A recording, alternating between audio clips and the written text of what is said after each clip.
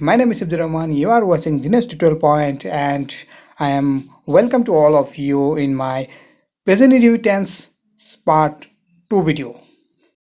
Genius Tutorial Point হৈছে এখন offline tuition centre য'ত আমি এক বছৰৰ বাবে ক্লাছ 9 আৰু 10 ৰ পেকেজ সিস্টেম হিচাপে টিউশন কৰাই আছো। আমাৰ পেকেজত আছে English, mathematics, science, social science আৰু ক্লাছবিলাক অডিও ভিজুৱেল হোৱাৰ উপৰিও সপ্তাহে সপ্তাহে আমি ষ্টুডেণ্টৰ প্ৰপাৰ এছেছমেণ্ট কৰি আছো। Agenda of this class: some rules of present indefinite tense. Present indefinite tense or কিছুমান rules এই ভিডিওত আলোচনা কৰা হ'ব। The sentence start with here and there. We have to use present indefinite tense.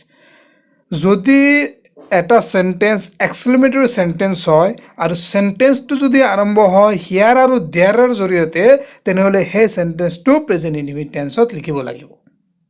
এটা exclamatory sentence কি এটো যদি তোমালোকে বুজি পোৱা নাই তেনেহলে মোৰ কাইন্ড অফ সেন্টেন্সৰ ভিডিও তোমালোকে চাব পাৰা। লিংক টু ডেসক্ৰিপচন তোমালোকে পাই যাব। হেতু আগতে চাই লোৱা, তাৰ পিছত তোমালোকে এক্সক্লেমেটৰী সেন্টেন্স কি ভালদৰে বুজি পাবা। আৰু এক্সক্লেমেটৰী সেন্টেন্স যদি হিয়াৰ আৰু দেয়াৰ আৰম্ভ হয় তেনেহলে সেই সেন্টেন্সটো আমি প্ৰেজেন্ট ইনডিফিনিট টেন্সত লিখিব লাগিব। উদাহৰণ কেইটা চাই লোৱা। Here comes our hero. There goes the ball. So এইবিলাক সেন্টেন্স এক্সক্লেমেটৰী সেন্টেন্স হোৱাৰ বাবে আমি এইবিলাক সেন্টেন্সক কি কৰিলো প্ৰেজেন্ট ইনডিফিনিট টেন্সত ব্যৱহাৰ কৰিলো। To express an activity or state that continuous verb of perception are used in the present indefinite tense because they do not take the continuous form of the ordinary meaning of the verb. ইংৰাজীত এনে কিছুমান verb আছে যিবোৰ সাধাৰণতে present continuous টেন্সত ব্যৱহাৰ কৰিব নোৱাৰি, তেতিয়া হেবিলাক সেন্টেন্সসমূহ প্ৰেজেন্ট ইনডিফিনিট টেন্সত ব্যৱহাৰ কৰা হয়। উদাহৰণ কেইটা চাই লোৱা। I see a single star in the sky. Do you hear the sound of an aeroplane? So এইবিলাক কন্টিনিউয়াস টেন্সৰ সেন্টেন্স থাকিলেও এইবিলাক আমি যেহেতু এইবিলাক ভাৰ্বল আমি কন্টিনিউয়াস ফৰ্মত লিখিব নোৱাৰো, গতিকে এইবিলাক প্ৰেজেন্ট ইনডিফিনিট টেন্সত আমি লিখিব লাগিব।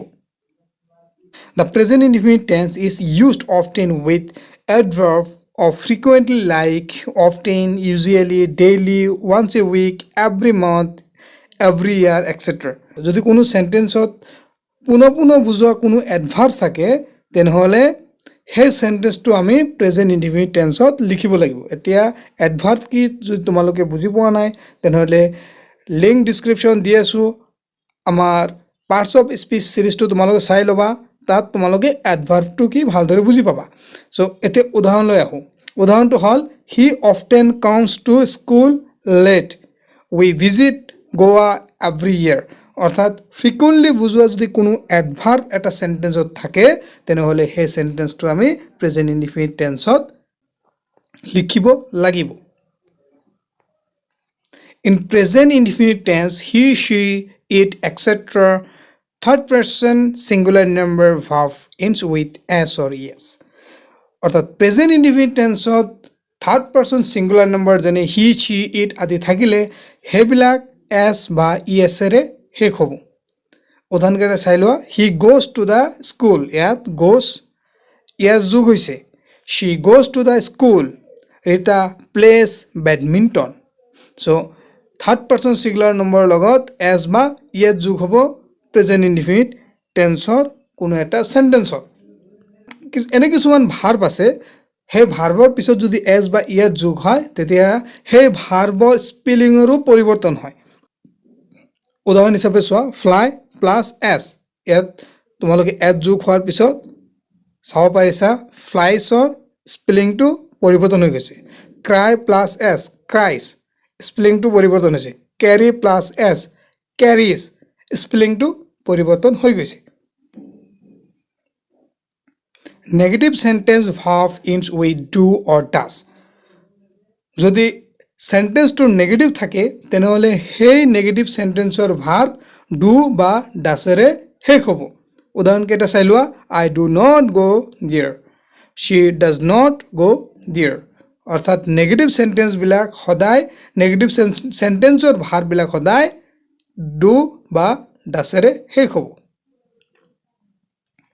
Interrogative sentence subject start with do or does এতিয়া আকৌ ইণ্টাৰগেটিভ সেন্টেন্সৰ সাবজেক্ট আৰম্ভ হ'ব ডু আৰু ডাছ নেগেটিভ সেন্টেন্সত কি পাইছিলোঁ যে সেন্টেন্সৰ ভাৰ্বটো শেষ হ'ব ডু অৰ ডাছেৰে কিন্তু ইণ্টাৰগেটিভ সেন্টেন্সৰ ভাৰ্বটো আৰম্ভ হ'ব ডু বা ডাছেৰে অৰ্থাৎ ভাৰ্বৰ আগত ডু বা ডাছ ব্যৱহাৰ হ'ব ইণ্টাৰগেটিভ সেন্টেন্সত উদাহৰণ চাই লোৱা do we play does he play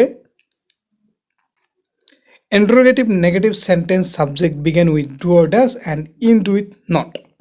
এতে interrogative negative যিবিলাক sentence আছে অৰ্থাৎ প্ৰশ্নবোধক negative যিবিলাক sentence সেই sentence বিলাকত আৰম্ভটো হ'ব ভাৰ্বটো do আৰু ডাছেৰে কিন্তু শেষত ভাৰ্বৰ শেষত যোগ হ'ব not.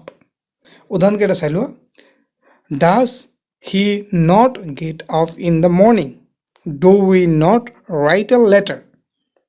So interrogative negative sentenceত কি হ'ব do or ডাছেৰে ভাৰ্ব আৰম্ভ হয় ভাৰ্বৰ পিছত not ব্যৱহাৰ হ'ব not যোগ হ'ব summary the sentence start with here and there we have to use present indefinite tense যিবিলাক sentence here আৰু there আৰম্ভ হয় সেইবিলাক sentence আমি present indefinite tenseত লিখিব লাগে to express an activity which is not possible to express in continuous tense then it should to use present indefinite tense যিবিলাক sentence or verb আমি present continuous tense লিখিব নোৱাৰো যদিও বাক্যটো present continuousত তেনেকুৱা sentence আমি present indefinite tense লিখিব লাগে the present indefinite tense often with adverb or frequently like once a week every month every year অৰ্থাৎ পুনঃপুনভাৱে ব্যৱহৃত হোৱা কোনো সেন্টেন্স যদি থাকে তেনে সেই সেন্টেন্স বিলাক আমি প্ৰেজেন্ট ইনডিফিনিট টেন্সত লিখিব লাগিব in present indefinite tense he she it etc third person singular number verb ends with s or es অৰ্থাৎ প্ৰেজেন্ট ইনডিফিনিট টেন্সৰ থাৰ্ড পাৰসন সিঙ্গুলাৰ নম্বৰ সমূহ সদায় s by es এ যোগ হ'ব after s or es the spelling of verb change আৰু s আৰু es যোগ হলে ভাৰ্বৰ স্পেলিংৰ পৰিৱৰ্তন হ'ব negative sentence verb into with do or does negative sentence বিলাক ডু বা ডাছেৰে শেষ হ'ব নেগেটিভ সেন্টেন্সৰ ভাৰ্বসমূহ শেষ হ'ব ডু বা ডাছেৰে negative sentence verb into with do or does interrogative subject start with do or does interrogative সেন্টেন্সৰ সাবজেক্ট বিলাকৰ আগত যোগ হ'ব ডু বা does interrogative negative sentence start with do or does and end with not interrogative negative যিবিলাক sentence আছে সেইবিলাক সেন্টেন্সৰ ভাৰ্বৰ আগত ডু অৰ ডাছ যোগ হ'ব আৰু ভাৰ্বৰ পিছত যোগ হ'ব নট এয়া আছিল আজিৰ present indefinite tense thank you for watching genius tutorial points present indefinite tense video' don't forget to like share and subscribe our channel have a nice day